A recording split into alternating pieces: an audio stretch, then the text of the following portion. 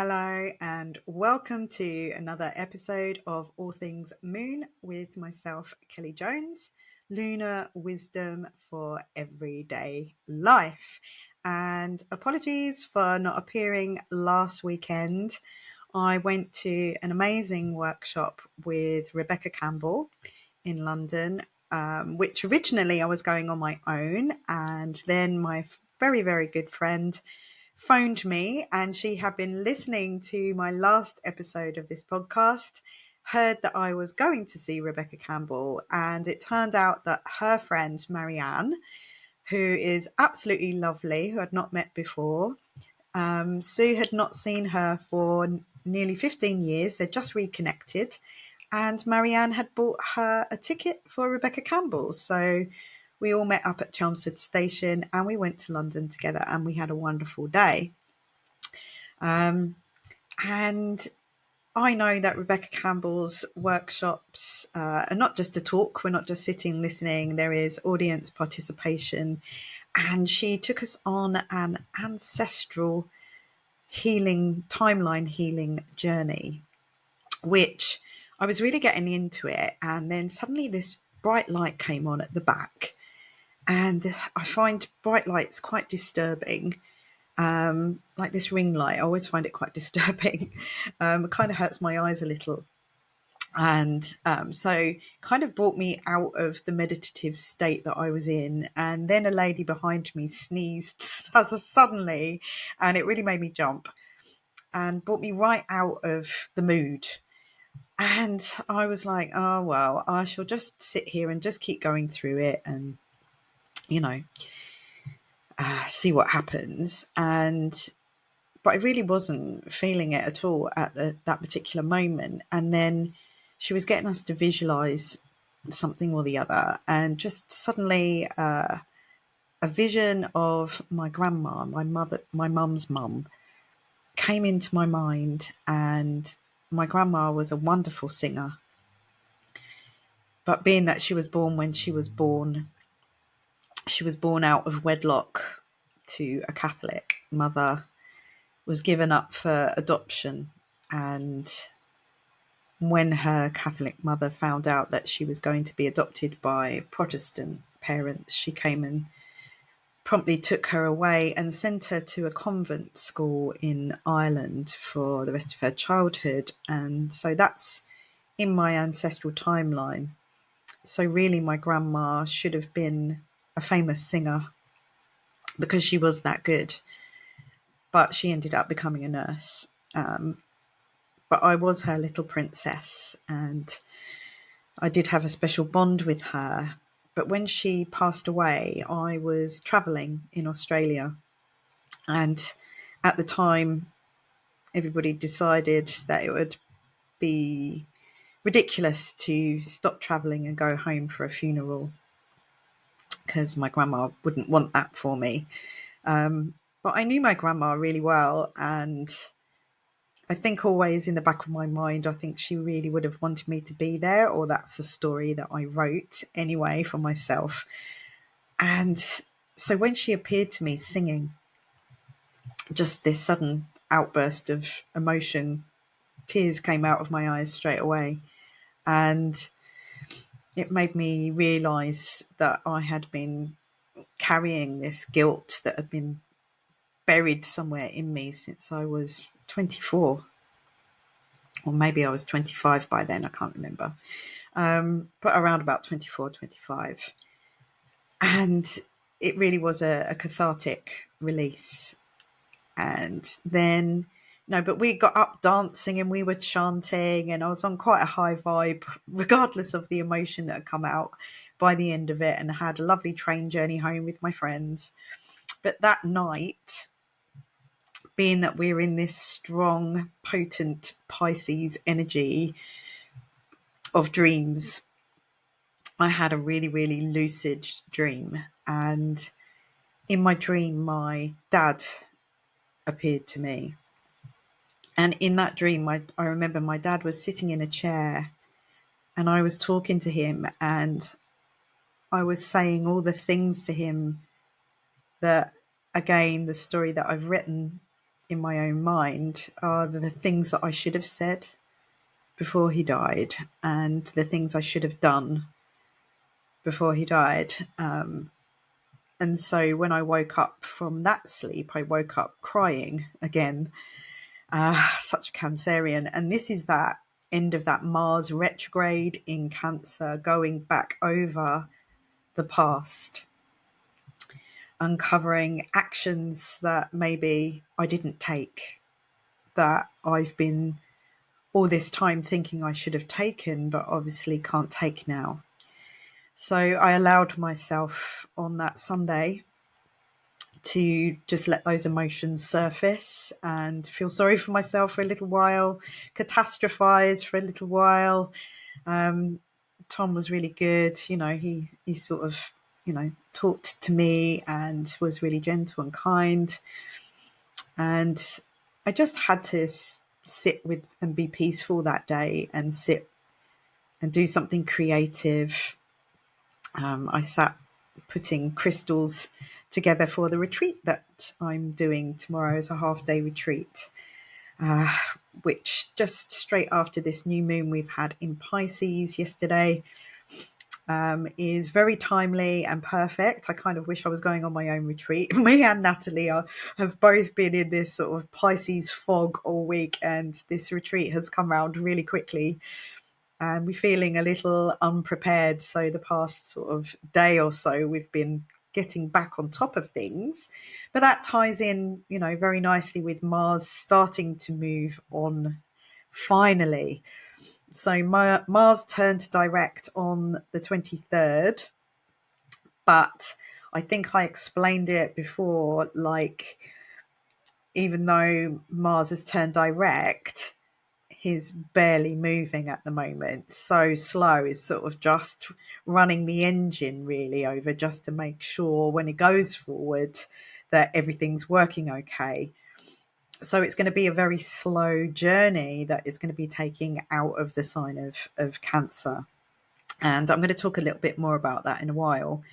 So I have a lovely new moon in Pisces ceremony this evening.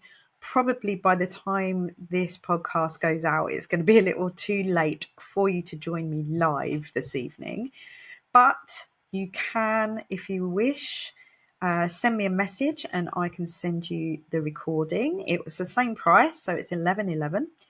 And you can do that tomorrow or in the next couple of days. So even though this is the day after the new moon, the energy of a new moon or a full moon is always around for a few days before and a few days after. So you have plenty of time to do the journaling prompts, do the meditation to make the most of this new moon energy where, as I have said before, we ought to be resting. So apart from getting up very early this morning in the freezing cold, scraping ice off my car to drive over to collect our wonderful tahini bites, and we've got some superfood dates that are chocolate covered for our retreat tomorrow. I went to pick those up from the lovely Hannah, and so I've got those now. So apart from doing that, I've had a nice bath. I have put some curls in my hair. I have painted my toenails because I'll be getting my feet out because we'll be teaching Strala Yoga tomorrow. So I'll be teaching a Strala Yoga Imagine class, which ties in very nicely with the theme of all these planets queuing up in a stellium in Pisces. So this podcast is called Return to Imagination, and I really feel like that is what I feel quite strongly about in this energy right now, is to consciously return to our imagination, to get into our right brain, use this energy because it's going to make it so much easier to connect with our creative side, with our dreams. So it's also because it's the end of the zodiac, we're coming to the end of the zodiac year now. Spring is showing itself, it's starting to arrive before we get to Aries season, which is the true beginning, I feel. And all these planets that have been retrograde, which are no longer retrograde and starting to move, are barely moving right now. And I feel that's very appropriate, that they're just kind of floating around in this Pisces energy. They're not actually creating the momentum that we'd all like to have. So make the most of this last period of time, which is the true end, if you like, of the spiritual rebirth energy before we become new again. Because this Pisces, there's so much Pisces energy, it's a bit like being in the liminal space. So liminal is transitional, it's transformative, it is kind of like floating around in the unknown. So the word trust has come up really a lot this week. I've been talking about trusting ourselves, learning to trust our intuition, learning to trust and delve into more of who we are so we feel more empowered, so that we can trust how we feel, as opposed to trusting external things or how others are feeling or telling us to feel. So trust is a big word. Trusting where we're being guided to flow along at the moment, because there is no tangible thing. There's no real clarity. You know, one of the lower expressions of Pisces is indecisiveness, not being able to make your mind up, not having boundaries. So it really is like floating without boundaries in the liminal space. Around this time, all the mutable signs will be feeling this a lot more, maybe feeling more sensitive, more emotional. So really, it's an invitation for us to just go slowly, to notice how we feel, to simplify, not complicate, to tune in, and to, again, trust the path that's unfolding for us, even if we don't see where it's leading yet. And of course, we've got Mercury still in Pisces, and Mercury is all about the mind and thought and communication. And I had a literal manifestation of that this week when Natalie, who I'm doing the retreat with, left me a voice message, and she said, "Oh, I just don't know. I can't even think straight. I can't even get my words out. I'm normally so organized, and I can't even remember what you asked me or what I'm going to say, or why I'm even sending this message." It was such a Mercury and Pisces type message.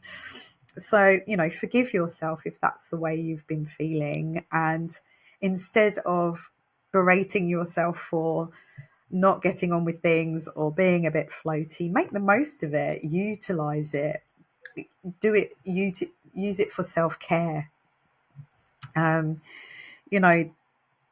Pisces is where everything comes to an end. As I said, that liminal space where past, present, and future and everything and everyone all blends into one. It's transitional, it's transformative.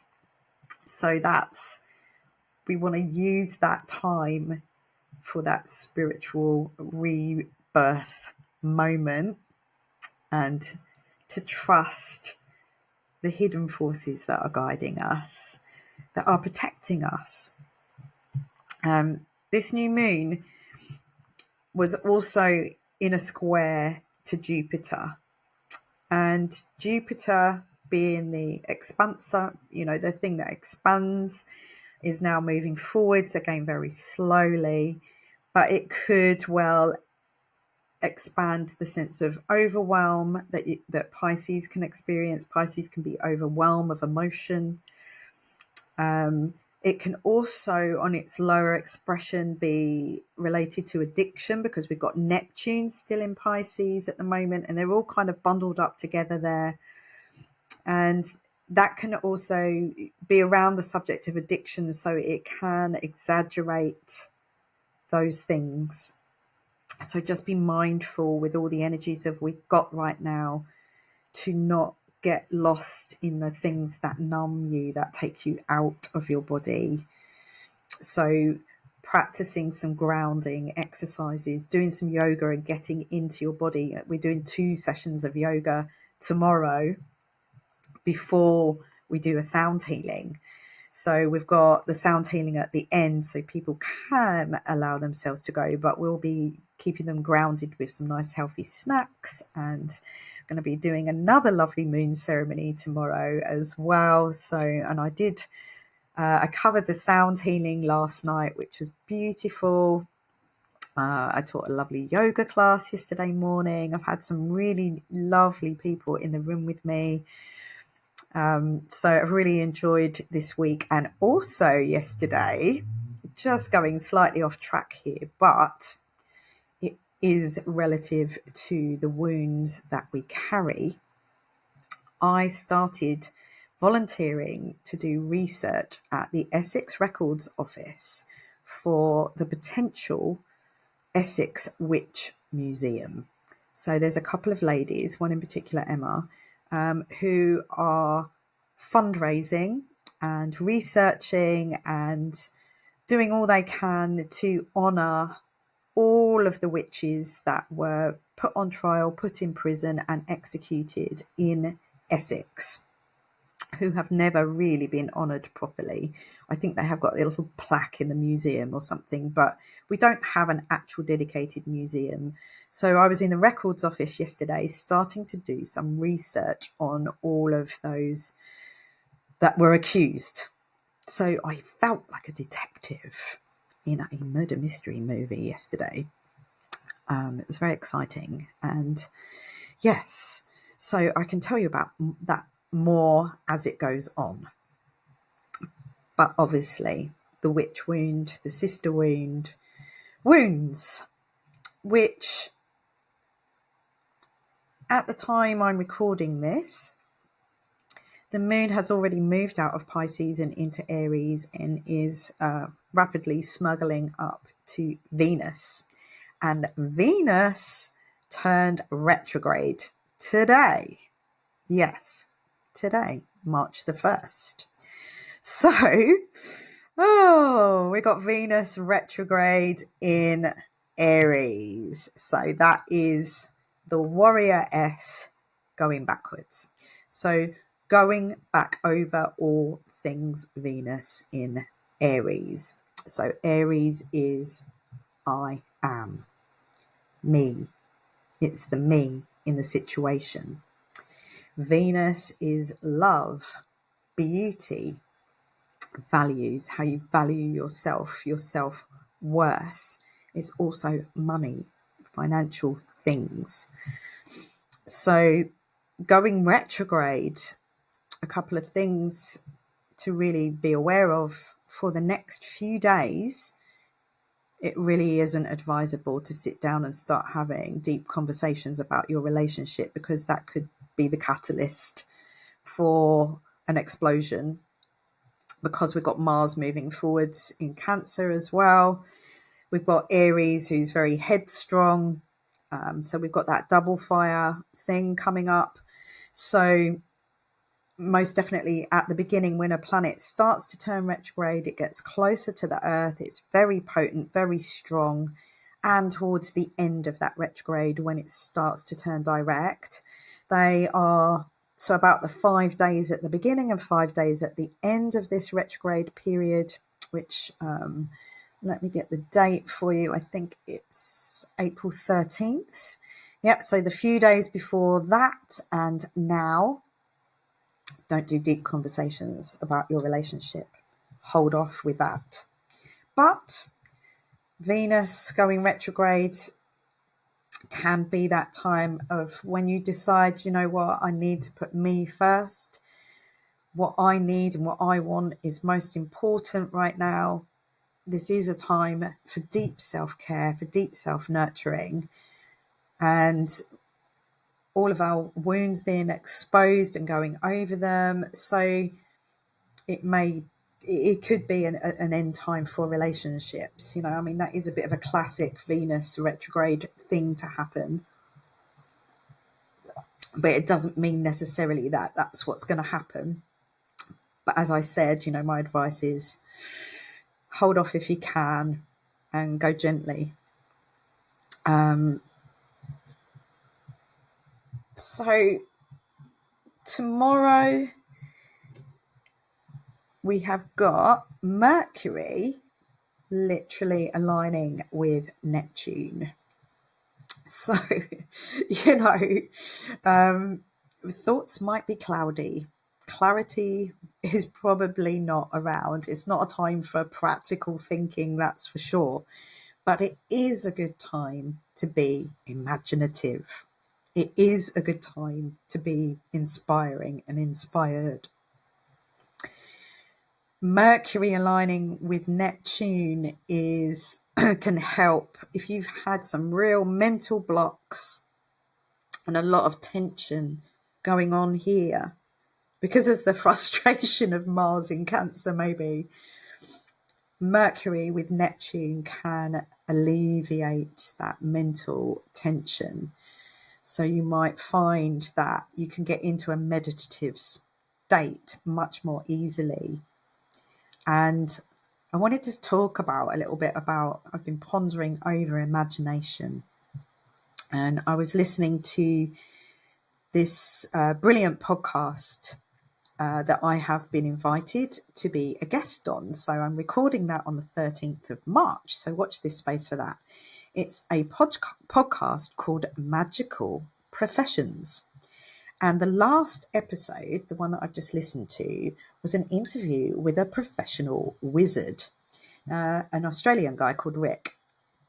And what he really is doing is being a mentor, but he uses the imagination and all things wizardry to work with the younger kids. And with the older teenagers, he is more of a mentor, but he basically does the same thing, just without the wizard costume, if you like. It's very inspiring. And he was talking about how, when we're little, we live in a magical place where we've not been pulled into our left brain. I was also listening to something the other day where words, the written word, really pulls us into our left brain. And if you think we go to school and we've been writing with our right hand, which is connected to our left brain. So left-handed people, quite often when I was young, they were always encouraged to use their right hand, not their left. But the left hand is connected to the right brain. So, I have no idea on the facts of this, but are left-handed people generally more connected to their right brain? I don't know. But yes, the words spending all that time in our left brain area and being pulled out of our right brain. I think I've spoken about it before, where I was a daydreamer. I was always in my imagination, and I can remember teachers saying to me, Kelly, stop daydreaming, because I'd be looking out of the window at the clouds, making up stories in my head. But I think that I was thinking about imagination, and what it does for us is where we create from. And there's a lot of replication these days, not trusting that we can have our own ideas and our own inspiration. And we look on the internet and we see somebody else's idea and we think, oh, that's a good idea, I can do that. And then, or we do have a good idea, we put it out there and somebody else replicates it and all of this stuff. And that's very much, that's an ego conversation for another day. But when we're in our imaginations, I believe it's a place where we feel safe. So it's not useless. I can hear people out there saying, yeah, but you need to get real and you need to know what's really going on and you can't just ignore what's going on out there. But if we fully take note of what's going on out there and we never create a place that we want in our minds, then that becomes our reality out there, doesn't it? And if we're focused on what the powers that be would want us to be focused on right now, then we'd all be living in a very scary place. And where do we feel safe? Where can we feel safe?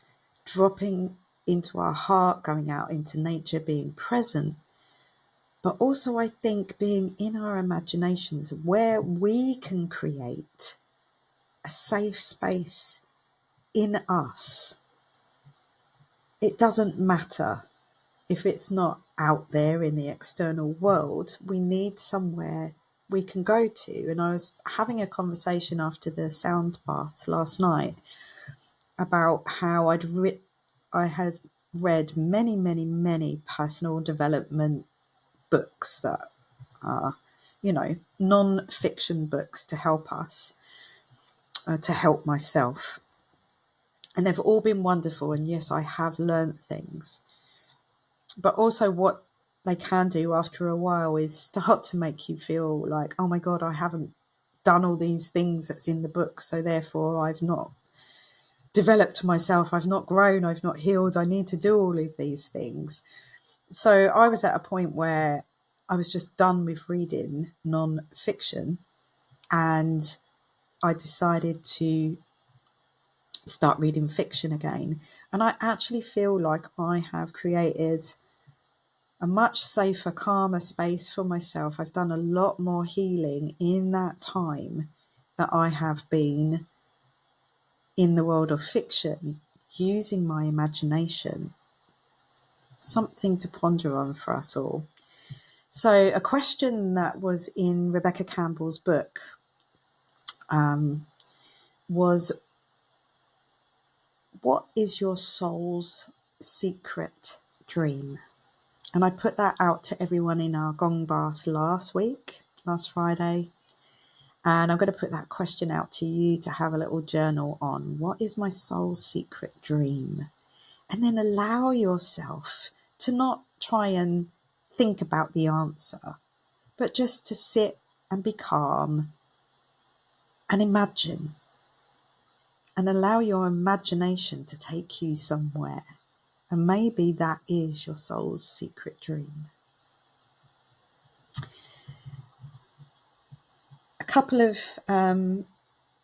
do's and don'ts for this Pisces energy is to engage in creativity or spiritual practices. Whether it's painting, journaling, dancing, singing, meditating, yoga, gong baths, whatever moves you, whatever lights you up. It's a really good time if you want to start something creative, to get lost in something. That is very Pisces. To listen to your intuition, to trust yourself, and to rest and retreat and take good care of yourself. Don't try and force clarity. Don't try and, don't get frustrated by not being able to be clear on something. As I said earlier, don't overindulge in escapism, and make sure you have your boundaries up, because this particular type of time we can forget about our boundaries. Be compassionate, but protect yourself from other people's negative stuff. Don't let it in. We've got some more big astrology coming up. March the 14th, there's a full moon eclipse in Virgo. I will do my very best to record another podcast in between now and then. I'm actually off to Cornwall for the weekend next weekend with Tom. That was his birthday present. We're flying. from Stansted in Essex down to Cornwall for a weekend, just to get away and have a little break and get some sea air. So the other main thing that I just wanted to talk about a little bit before I sign off is Mars going forwards, Mars direct. Remember I said is moving very slowly, so that action that we want to take might not be there yet, but we can start very slowly working towards it.